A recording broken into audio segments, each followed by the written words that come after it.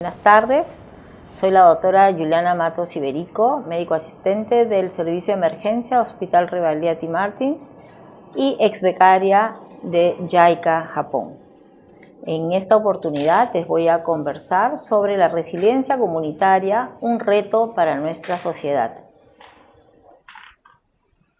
¿Es acaso que los desastres a nivel mundial están aumentando? Los diferentes grupos de investigadores y geofísicos a nivel mundial han demostrado que la tendencia es al aumento de estos eventos adversos en las diferentes regiones, diferentes países y latitudes.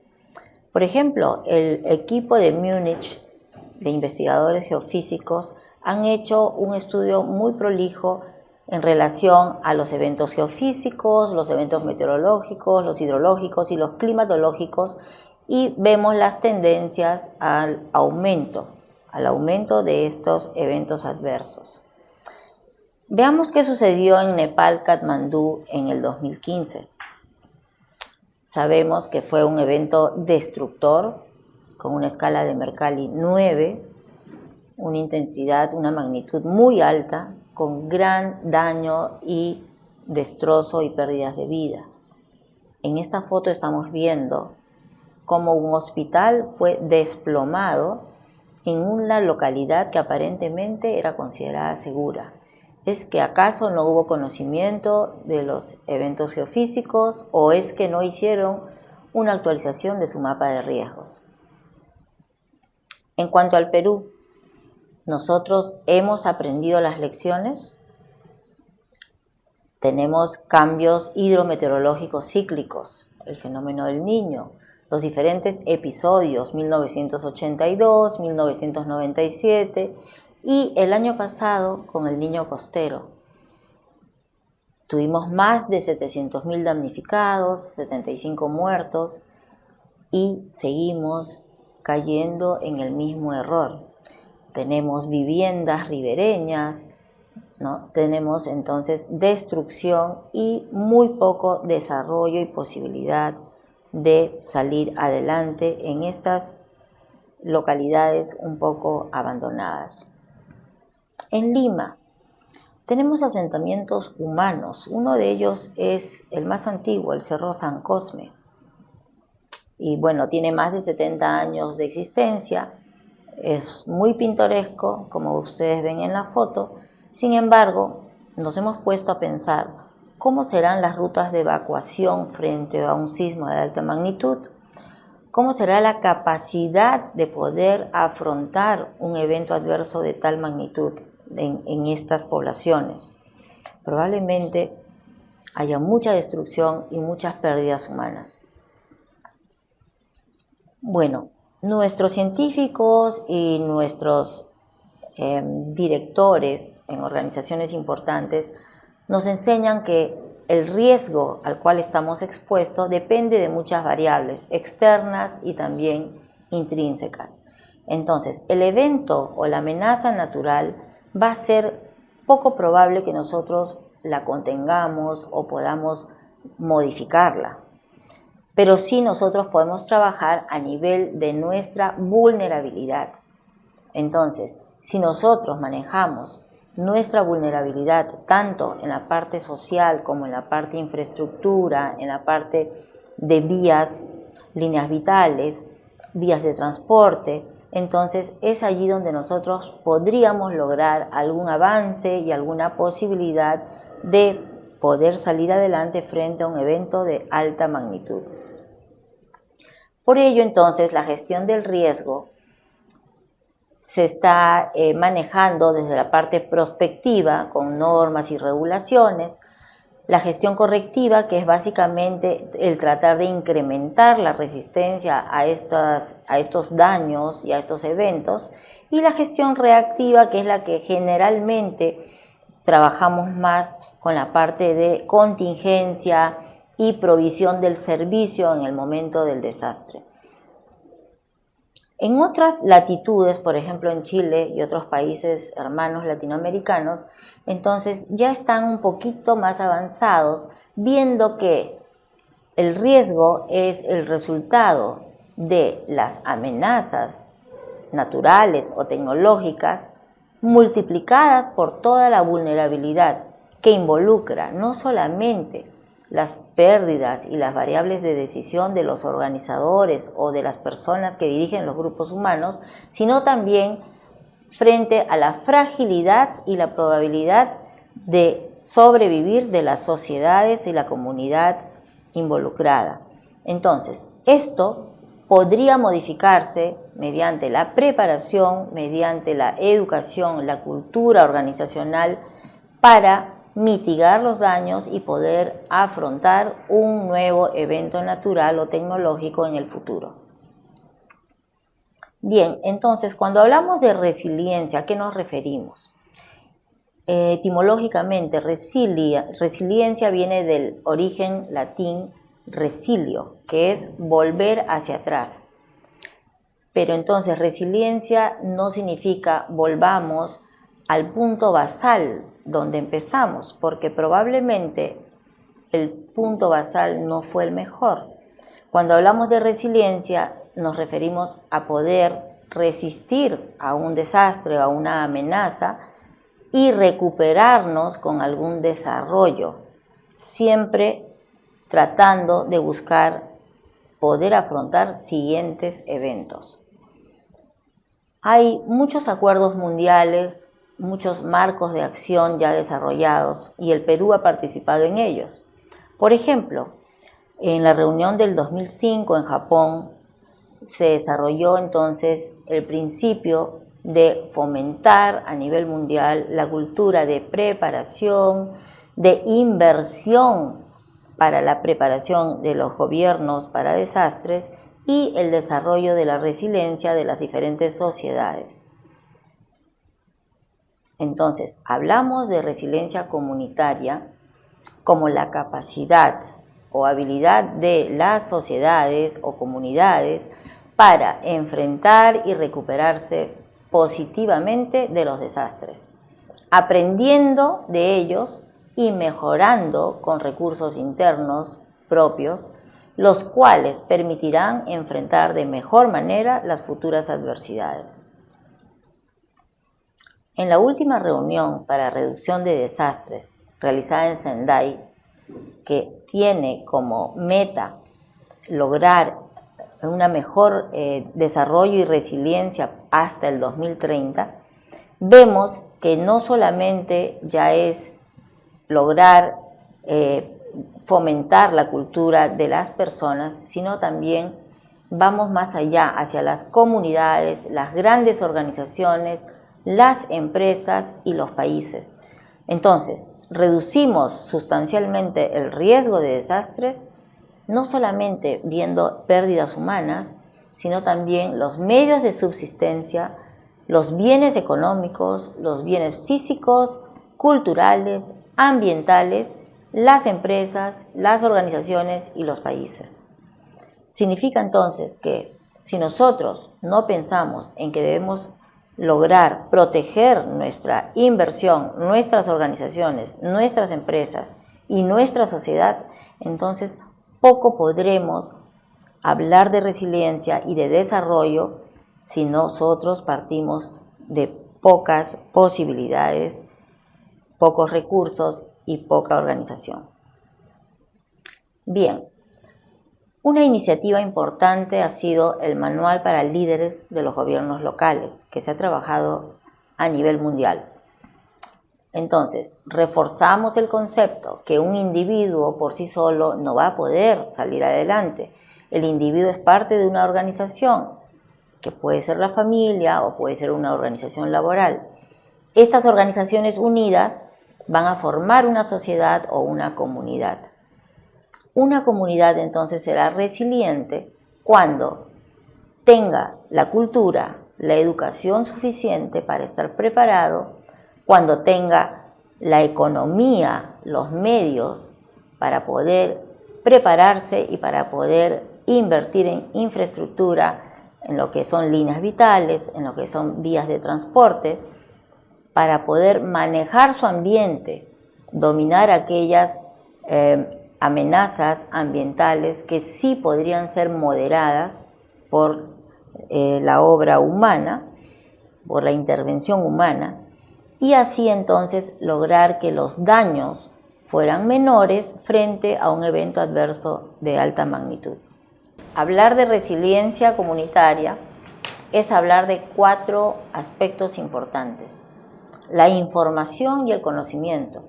Una comunidad debe estar informada de sus riesgos, de sus amenazas, de sus peligros y tener conciencia de ellos para poder afrontarlos. El aspecto social. La sociedad está basada entonces en la interacción de personas que tengan un fin comunitario, colectivo, un interés colectivo. Tiene que haber entonces solidaridad, tiene que haber iniciativa social para poder salir adelante frente a una adversidad. Las individualidades no funcionan frente a un desastre. El otro aspecto, el económico, los recursos a utilizarse. Hemos visto cómo pueblos muy pobres, muy deteriorados, han sufrido desastres de alta magnitud y lamentablemente no han podido superar su estado, ni siquiera el basal, menos lograr un desarrollo. Entonces, tener infraestructura adecuada, segura, caminos, vías, líneas vitales adecuadas, es necesario para poder lograr alguna seguridad y alguna posibilidad de afrontar una amenaza de alta magnitud, un evento adverso o un desastre. Y finalmente, la planificación. No podemos hablar de resiliencia o de manejo o gestión de desastres si nosotros no tenemos idea de la planificación de las actividades, tanto en la preparación como en la contingencia y luego en la recuperación de los pueblos, de las sociedades. Este es un trabajo entonces que tiene que estar íntimamente engranado, íntimamente ligado para que surta el efecto positivo y lograr entonces que una sociedad, una comunidad pueda recuperarse frente a la adversidad. Bien, hemos dicho entonces que la comunidad se va a basar en el aspecto económico, tener recursos materiales para poder salir adelante, el aspecto social, que probablemente sean costos intangibles, pero que básicamente nos van a dar el costo social y el impacto que se produce en la gente cuando hay sufrimiento, cuando hay daño, cuando hay un deterioro de esta sociedad. Esto se va a traducir tanto en fortaleza o como el daño. Opuestamente, si nosotros tenemos suficientes capacidades, habilidades para salir adelante, entonces vamos a tener aquella fortaleza para poder lograr el desarrollo. Pero si nosotros solamente hemos visto destrucción, daño, no vamos a poder salir adelante si no tenemos la capacidad desarrollada y la organización suficiente. Bien, entonces, cuando hablamos de participación social, como su nombre lo indica, una sociedad entonces es conformada por un equipo de personas que tengan intereses comunes. Y no podemos hablar de iniciativas personales. Tenemos que hablar de una organización y una orientación y de líderes que dirijan las actividades. Si no, podemos nosotros trabajar en diferentes direcciones, con diferentes intereses, diferentes objetivos, y nunca vamos a salir adelante. Planificar, pensar en nuestro interés común, en nuestros objetivos comunes como sociedad, es necesario para saber hacia dónde vamos. Entonces, desde ese punto tenemos que plantear una estrategia o un plan de acción que se basa en tareas específicas, en intervenciones específicas para poder salir adelante como grupo, como organización o como sociedad. Bien, una familia Una familia como célula de la sociedad debe tener un plan frente a una emergencia mayor o un desastre. ¿Nos hemos puesto a pensar en ello? ¿Tenemos ya elaborado un plan familiar? ¿Cómo podemos empezar a elaborar el plan?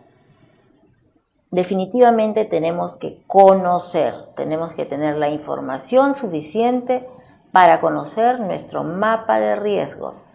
¿Cuáles son los peligros, cuáles son los riesgos que nos amenazan día a día en nuestra comunidad, en nuestra localidad?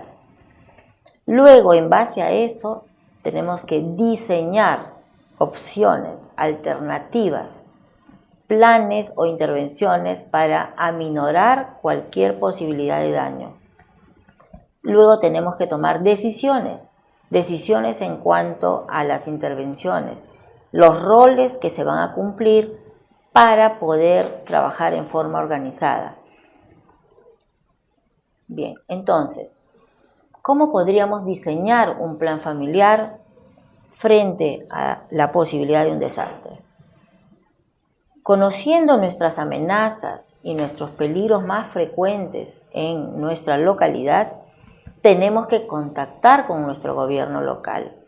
El gobierno local está en la obligación de informar, de capacitar y de entrenar a las personas que viven, que habitan bajo su rectoría.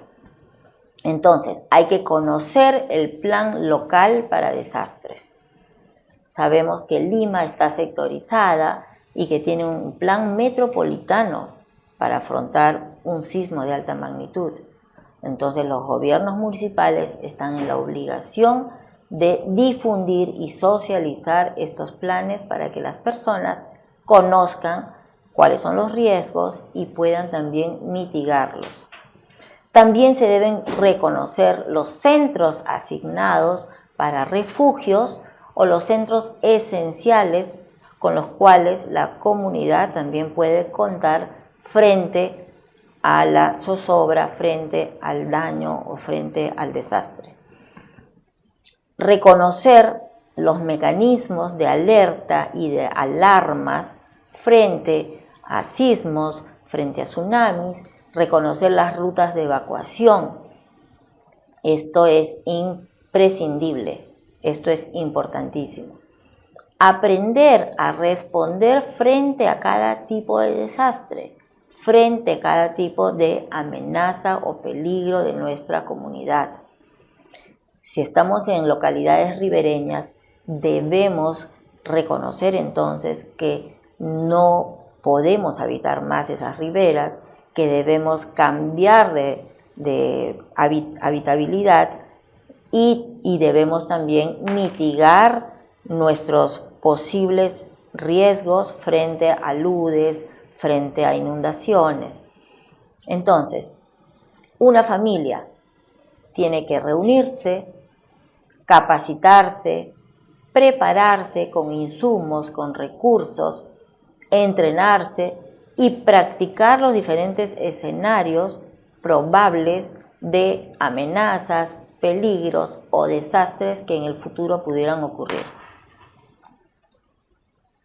Bien, entonces, no solamente es tener una buena iniciativa, un buen sentimiento de colaboración o de participación, sino también lograr sistematizar estas buenas iniciativas en estrategias, intervenciones, flujogramas. Decíamos entonces que es también importante planificar el contacto de la familia durante y después del desastre.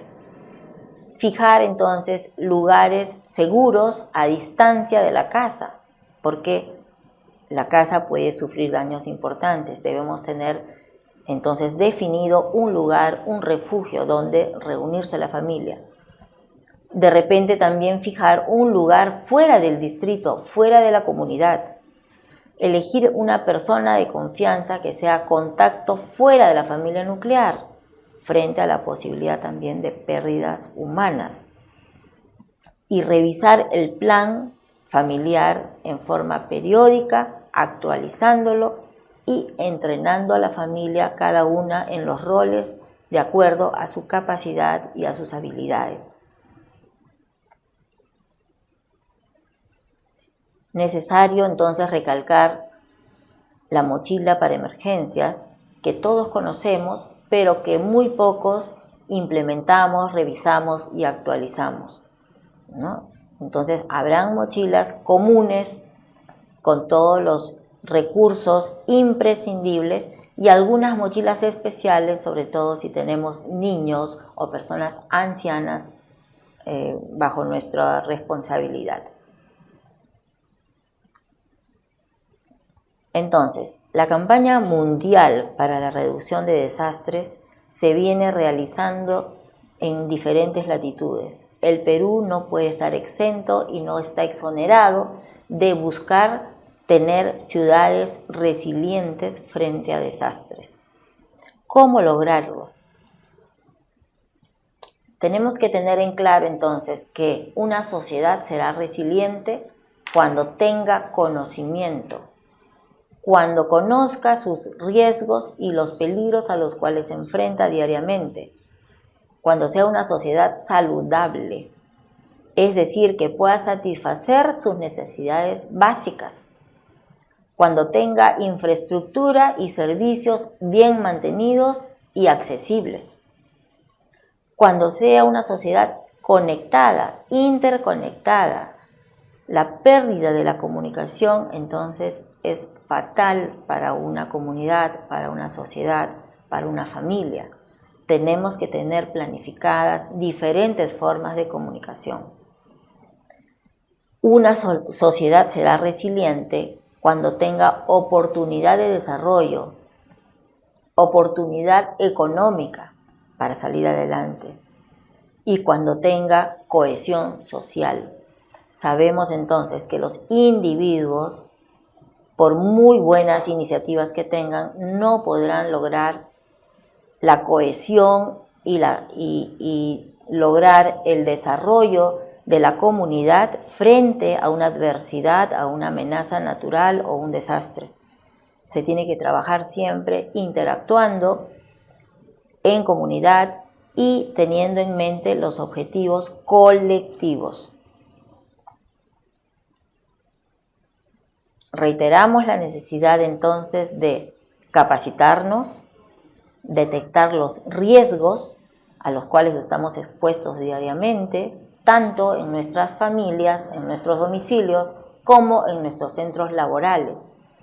Diseñar los planes, tanto los planes familiares como en la organización o en el centro laboral en el cual estamos diariamente habitando. Practicarlos significa que tenemos que hacer las simulaciones o los simulacros a los cuales estamos siempre siendo sometidos y actualizar los planes frente a las posibilidades de error o las posibilidades de mejora que podamos encontrar. Es la forma en que nosotros lograremos entonces ser una organización o una comunidad resiliente, lograr recuperarnos, salir adelante frente a una adversidad mayor.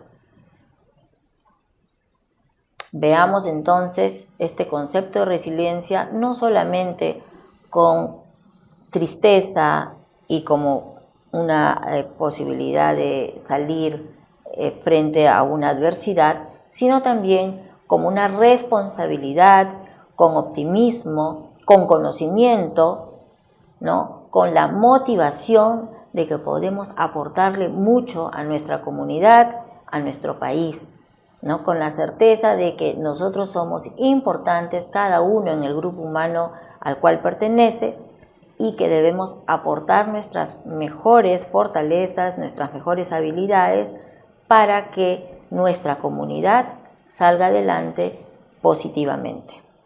Muchas gracias.